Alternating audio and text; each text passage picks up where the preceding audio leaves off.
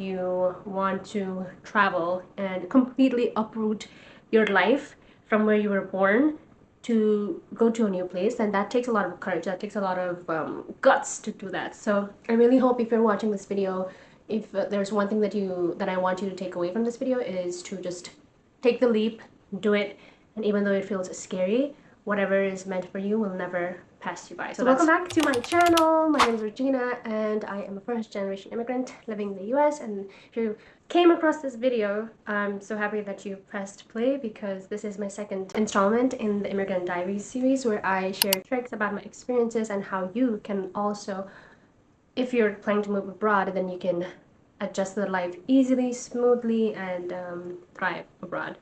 So yeah, I have a couple of notes here. So in the last series, I talked about finances, about some of the basic things that you have to keep in mind when you move to a new place, whether as a student, as an expat, as a traveler, anything. And if you do plan to move to the place or the country that you're visiting, there's a couple things, extra things that you need to keep in mind, aside from the culture, the language, the people, environment, researching, and all the back-end stuff that will help you thrive in a new place. So in this video, I'm going to be talking about your values, morals, and just going within. People call it introspection, so a lot of doing the deep work to reflect that in the external world, and also changes in lifestyle, adulting. If you want to travel and completely uproot your life from where you were born to go to a new place, and that takes a lot of courage, that takes a lot of guts to do that. So I really hope if you're watching this video, if there's one thing that I want you to take away from this video, is to just take the leap, do it, and even though it feels scary, whatever is meant for you will never pass you by. So that's like my affirmation, my mantra that I've been repeating myself. And if you need any help navigating life, you need resources, you need someone to talk to. I'm not a therapist, but I am a coach. I coach mainly immigrants and people who are living to ignite their passion, their purpose in life. And I do write on Substack, which I will link all the resources in the comment or in the side note. So another thing about moving abroad is you're completely starting over, right? You leave your friends, family, the culture, food, everything that you have been born or that you have been surrounded with for I don't know how many years. Because for me, I was born and raised in Nepal in my bubble for 18 years, and then when I moved to US, that's also the south part of US, it took me a lot of time to adjust the language, culture, people, community, environment. So wherever it is that you're planning to move and to start over, starting over is always scary and hard, because change is always scary, hard in the beginning. But also remind yourself that once you actually take the step, once you actually take the leap to do it, it will feel natural, and it does not come natural for most of the people, right? Especially if you're an introvert, it does not come naturally to you. Like me speaking about my experiences, me speaking life into how I've overcome the fear of starting over, this took me a lot of courage, because 19-year-old me would be shocked that I'm doing this in front of an audience. And I'm going to talk more about this later, about your whole contribution journey, about sharing your story and how powerful it can be. And one thing I've learned from my own journey last year is how you telling your story, you sharing your story, is helping someone else in a different part of the world, someone else living in a different state or city, learn from your experiences, and just helping them realize that they're not alone in this. And also, we as human beings go through a lot of similar stuff in this collective, but in different variety of it, right? I use this analogy of food.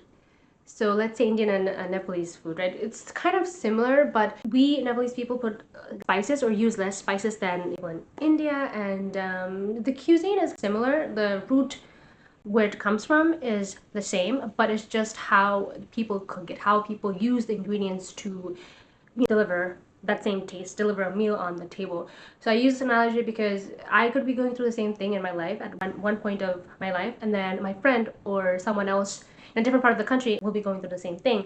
And me speaking out about my life lessons, mistakes, and sharing that is going to help them realize, oh, I'm not the only one going through this, right? I'll be having a conversation with my friend about how I'm going through X, Y, and Z, and then how I feel lonely, how I feel like I'm the only one going through this, and then they'll be sharing this similar thing. Oh, I went through this last month, I went through this couple years, and here's how I uplifted myself, here's how my perspective shifted, here's my take on that.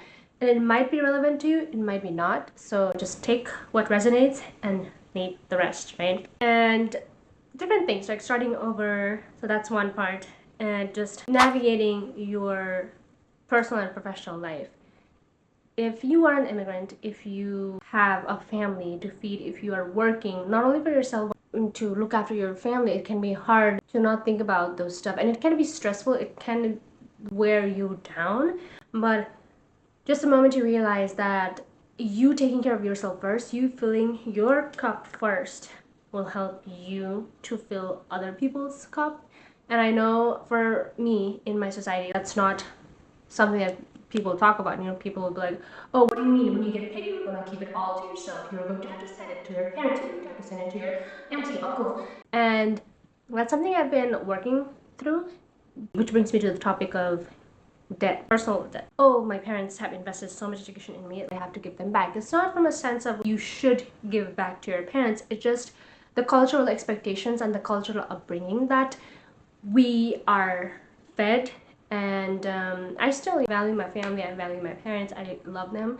And also there should be a kind of balance in how you play that out in your life, because I also heard this video about someone saying, just don't live your life for others, which is so true.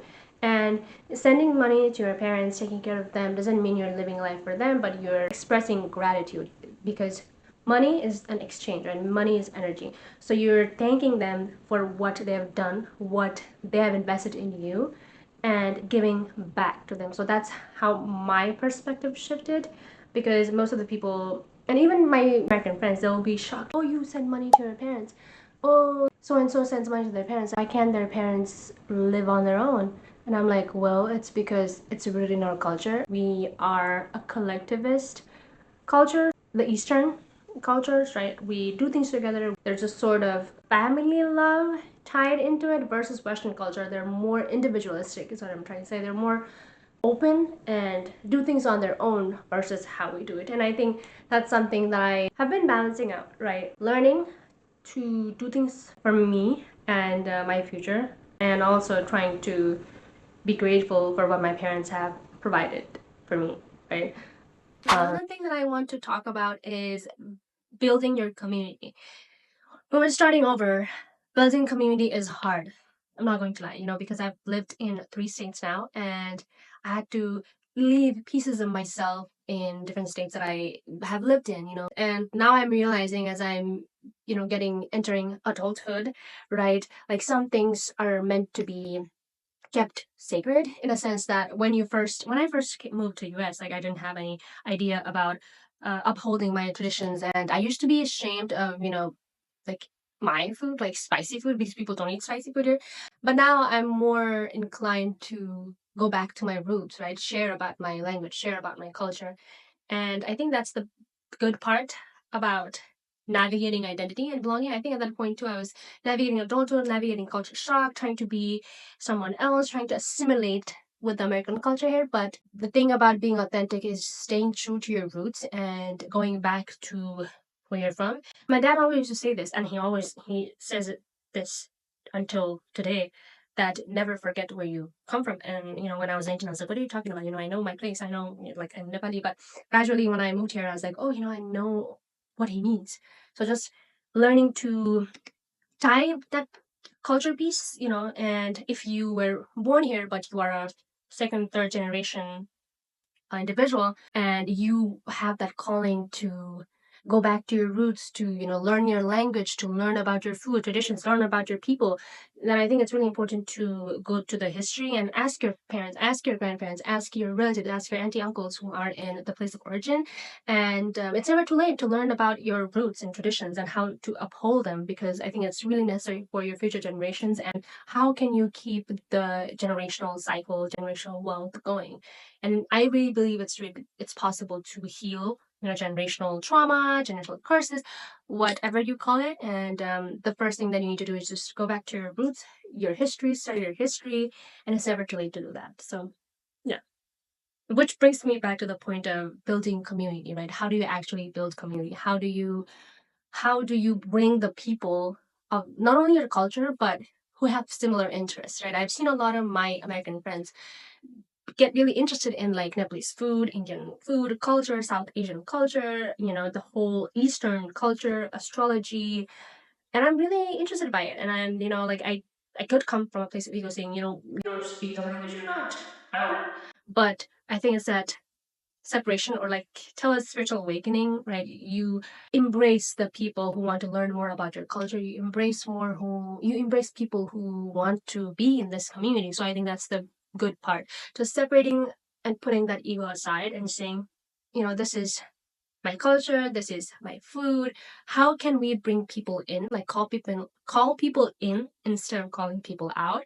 And it takes courage to go out there and be the first one to start something, right? Even hosting events, whether it be online or virtual, joining Facebook groups, introducing yourself, and being that voice of saying, hey, my name is so and so. I'm new to the community. I want to meet up. I want to host a meetup of people who are interested in so and so, like hiking, swimming, surfing. I know a lot of Facebook groups who have a specific niche, right? So people who hike, people who surf, people who are interested in camping, people who have vans, people who want to crochet, people who want to bake, people who read. So I think there's this really good part of the internet where everyone comes together in like groups and they are finding an online home through that.